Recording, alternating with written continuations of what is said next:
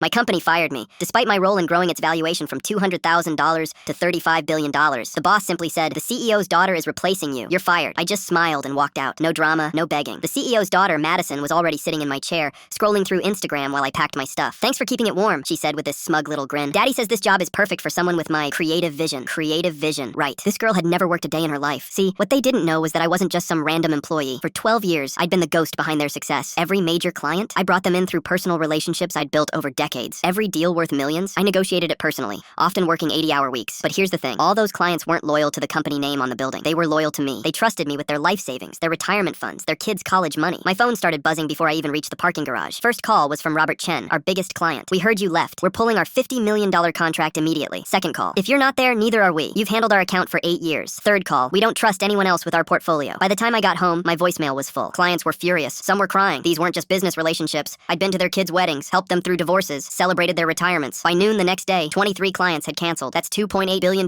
in revenue gone. The company's stock price dropped 40% in a single morning. Madison lasted exactly 4 hours before she was sobbing in the bathroom. Turns out, Daddy's little princess couldn't handle angry millionaires screaming at her about their missing money. She quit via text message to her father. But it gets even better. At 3 p.m., my old boss Marcus shows up at my apartment, sweating through his $3,000 suit and looking like he'd aged 10 years overnight. His hands were literally shaking as he knocked on my door. "Please," he begged before I could even say hello. "Come back. We'll triple your salary. We'll give you equity." The board is furious. Madison quit. 3 more department heads resigned this morning. The company is bleeding money. I opened the door wider and invited him in. Made him a coffee while he sat there desperately checking his phone every 30 seconds. "Marcus," I said, sitting across from him, "remember when I asked for that raise last year? You said the company couldn't afford it." His face went pale. "And when I suggested we hire 2 junior advisors to help with the workload, you said we needed to cut costs, not increase them." He nodded frantically. "We can fix all of that. Whatever you want." I smiled and slid a business card across the table. Funny thing is, I already started my own firm this morning. Filed the LLC paperwork yesterday, actually. "Thanks for giving me the final push I needed." His eyes went wide as he read the card. "Elite financial advisory. Personalized service. Proven results." "And thanks for the client list," I continued. "Turns out when you treat people like family for 12 years, they follow you anywhere." The blood drained from his face. "You can't. We have non-compete clauses." "Check my contract again, Marcus. I was classified as an independent contractor, remember? You did that to avoid paying benefits. Non-competes don't apply." He sat there in stunned silence as I explained how 18 of our biggest clients had already signed with my new firm. How I'd been planning this exit strategy for months after watching the CEO's incompetent family members get handed positions they never earned. "The company will survive," I told him as he stumbled toward the door. "Maybe Madison can apply for an entry-level position somewhere